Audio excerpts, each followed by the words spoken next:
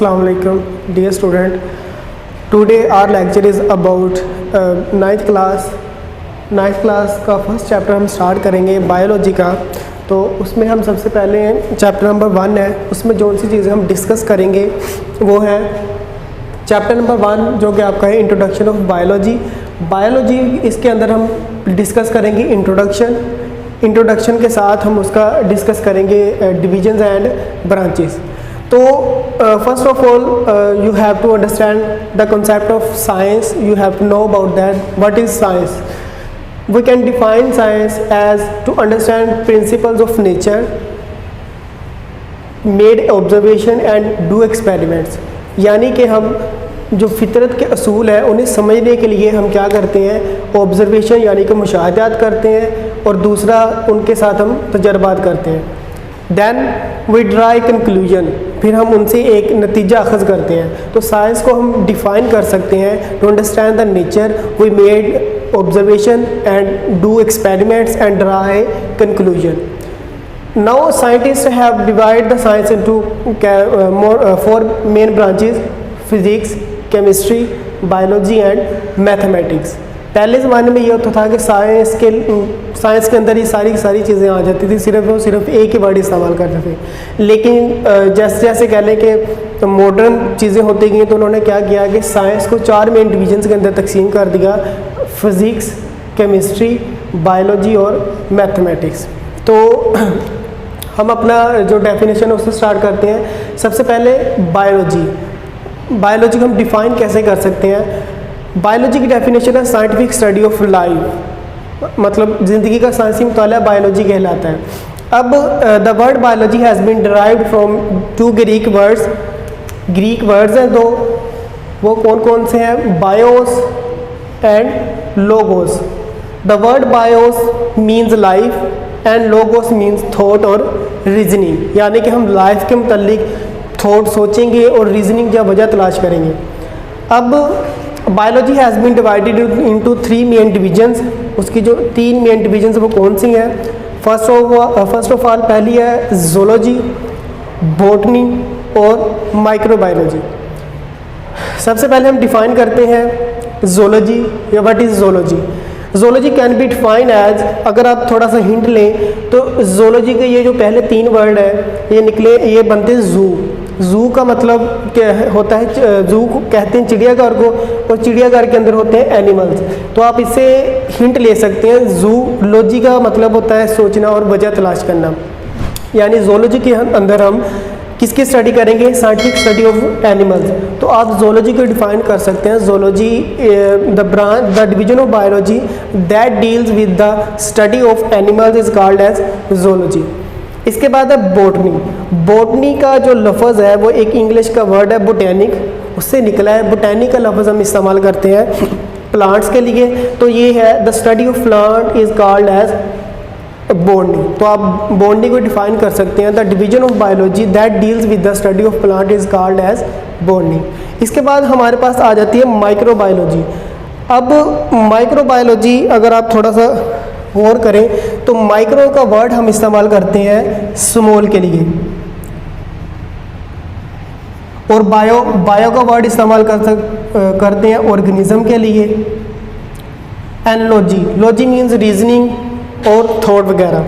तो आप the study of micro organism is called as microbiology. अब जो माइक्रो ऑर्गेनिज्म है उनमें आ जाते हैं बैक्टीरिया वगैरह।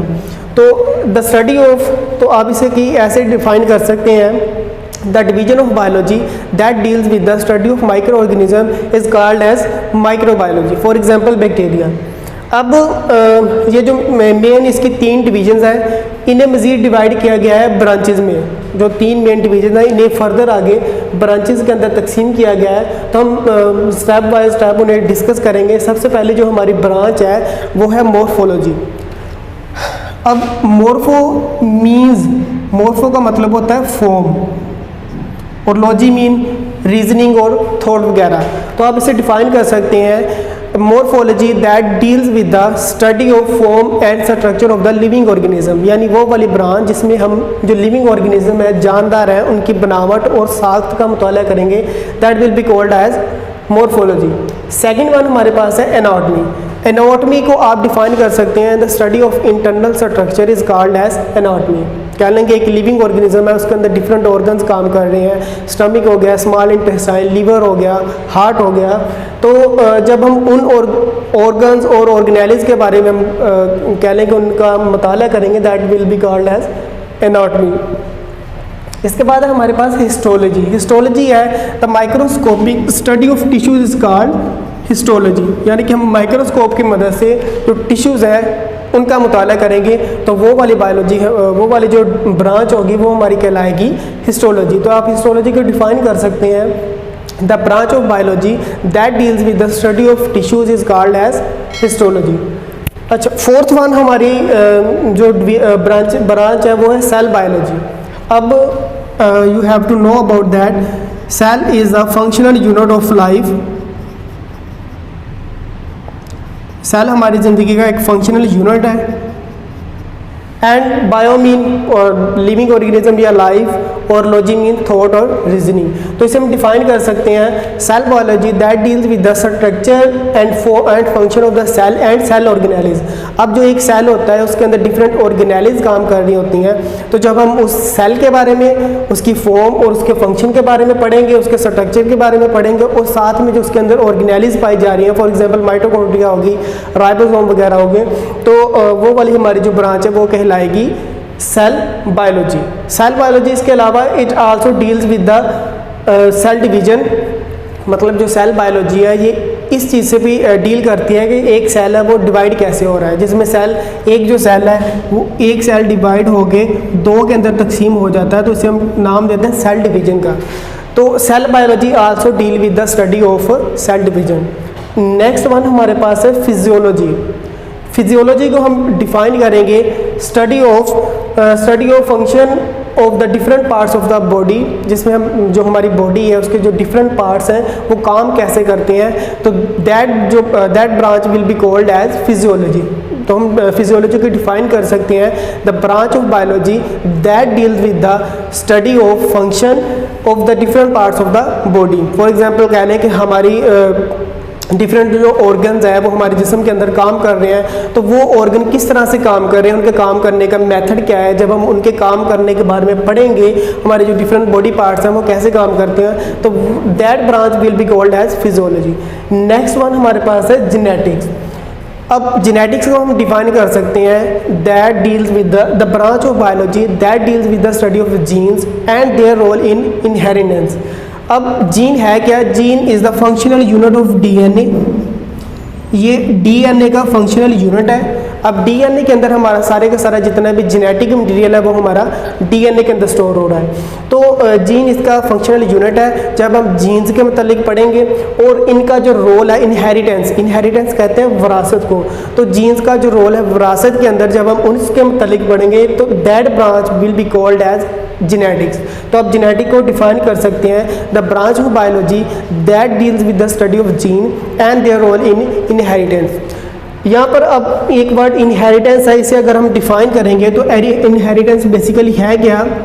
Inheritance is the transmission of the characteristics from one generation to other generation, यानी कि खुसूसियात का एक नस्ल से दूसरी नस्ल में मुंतकिल होना कहलाता है, विरासत कहलाता है। फॉर एग्जांपल कह लें कि आई कलर, हेयर कलर, उसके अलावा फेस कलर, ये जितनी भी खुसूसियात होती हैं ये वालिदैन से बच्चों के अंदर मुंतकिल होती हैं और ये in the form of genes के फॉर्म में जाती हैं। तो ये वाली जितनी भी कैरेक्टरिस्टिक्स हैं इन्हें हम कह सकते हैं ये विरासत है हमारी। इसके बाद हमारे पास है एम्ब्रियोलॉजी।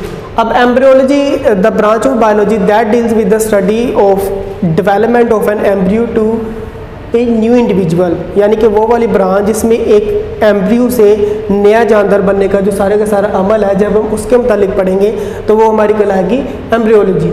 अब आपको पता होना चाहिए, you have to know about that what is embryo and how it is form. Embryo will be form when one sperm plus one egg is mixed, then it is formed as zygote, then zygote से फिर बनेगा embryo, इसके बाद further cleavages चलती है और cleavages चलने के बाद एक जो नया इंडिविजुअल बन जाता है। तो वो सारे का सारा जो प्रोसेस है एम्ब्रियो से लेकर एक नया इंडिविजुअल बनने का, वो हमारा डेवलपमेंट का प्रोसेस कहलाता है। तो जब हम इस डेवलपमेंट के प्रोसेस के मुतालिक पढ़ेंगे that will be called as embryology.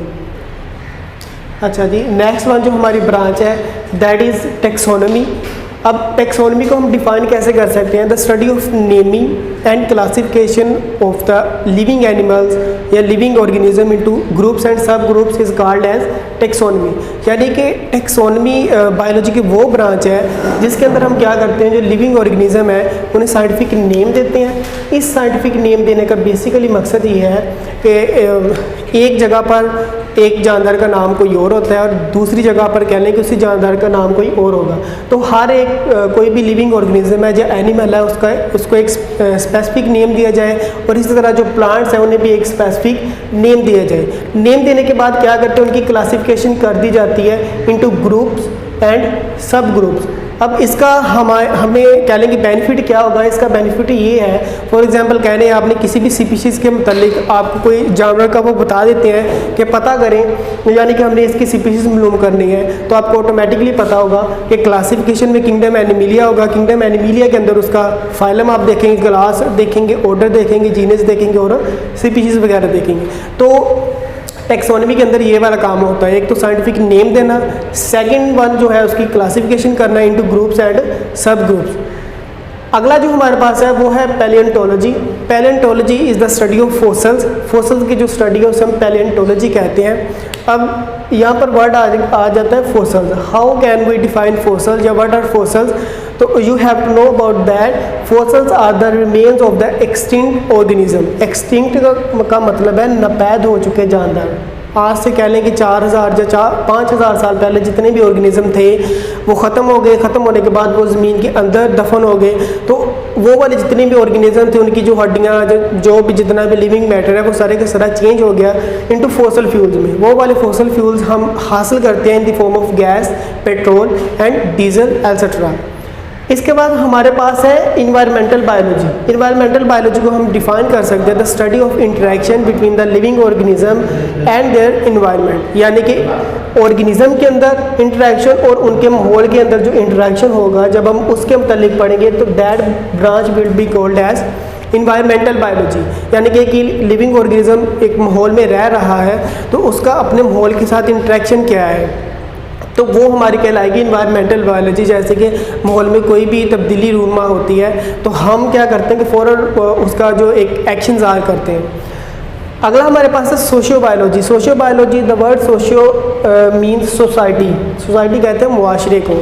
Socio biology the study of the social behaviour of the animals that make societies. यानी वो वाले जानदार जो कॉलोनियाँ या सोसाइटीज़ बना के रहते हैं उनके मुआशरती रवैये का मुताला है। यानी एक मुआशरे में रहते हुए वो जो जानदार है, जो जानवर है उनका रवैया किस तरह से है, तो that branch will be called as socio biology. Next जो हमारे पास है that is parasitology. Parasitology is the study of parasites. Study of parasites. अब यहाँ पर जो वर्ड पैरासाइट है आपको पता होना चाहिए पैरासाइट होते क्या है या हम पैरासाइट को डिफाइन कैसे कर सकते हैं। तो पैरासाइट को हम डिफाइन कर सकते हैं the organism that take food and shelter from the living organism from the living host and in return harm them. यानी कि जो अपने मेज़बान से खुराक और रहने की जगह लें और बदले में उनको नुकसान पहुँचाएँ, तो उन्हें हम कहेंगे वो कौन से हैं, वो शेल्टर लेते हैं, फूड लेते हैं और बदले में उनको नुकसान पहुँचाते हैं। तो हम वो कहलाएंगे पैरासाइट। फॉर एग्जांपल लाइसेंस वगैरह या उसके अलावा जितने भी टेबम वगैरह जो पेट के अंदर होते हैं वो क्या करते हैं, स्मॉल इंटेस्टाइन के अंदर रहते हैं, वहाँ से खुराक हासिल करते हैं इन द फॉर्म ऑफ ब्लड सक करते हैं और बदले में क्या होता है कि नुकसान पहुँचाते हैं। अच्छा जी, अगला हमारे पास है biotechnology. Bio mean living organism और टेक्नोलॉजी मतलब टेक्नोलॉजी के अंदर लिविंग ऑर्गेनिज्म को इस्तेमाल करना।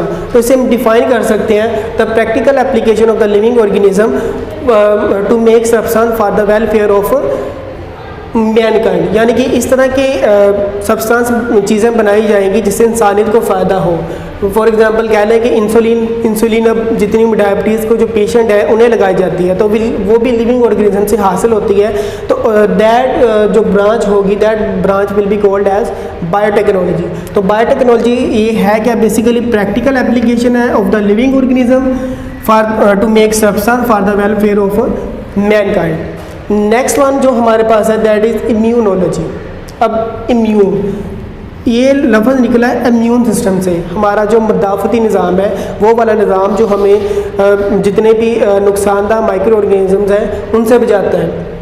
अब ये है क्या, the study of the immune system of the animals, यानी कि जो एनिमल्स हैं उनके कुव्वत इम्यून सिस्टम का जो मुताला है that will be called as immunology.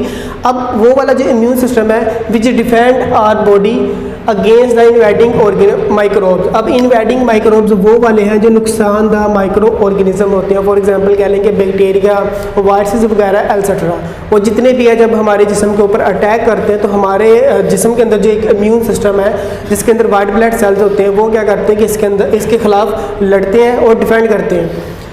इसके बाद जो सेकंड लास्ट है वो हमारे पास है entomology. Entomology that is the study of insects. For example कह लें कि बीज वगैरह इसमें आ जाती है, मॉस्किटो वगैरह, तो वो सारी की सारी जो ब्रांच है that will be called as entomology. Last one हमारे पास है pharmacology. Pharmacology the study of the drug, यानी कि मेडिसिन की study and their effect on the system of the human body, और ह्यूमन बॉडी के सिस्टम के ऊपर इनके क्या असरात होते हैं, that branch will be called as pharmacology. अब इसमें होता क्या है कि जितनी भी जो ड्रग्स हैं यानी कि मेडिसिन्स हैं उन्हें उनका देखा जाता है कि उनका जो लिविंग ऑर्गेनिज्म है उनकी बॉडी के ऊपर उनके क्या असरात हैं। तो ये वाली जो सारी की सारी डिवीज़न है, इस डिवीज़न ये that branch will be called as pharmacology. तो ये हमारा आज का लेक्चर था। आई होप कि आपको समझ आई होगी। अगर किसी को कोई कन्फ्यूजन हो या किसी चीज़ की समझ ना लगी हो तो वो नीचे कमेंट में बोल सकते हैं। अस्सलाम वालेकुम।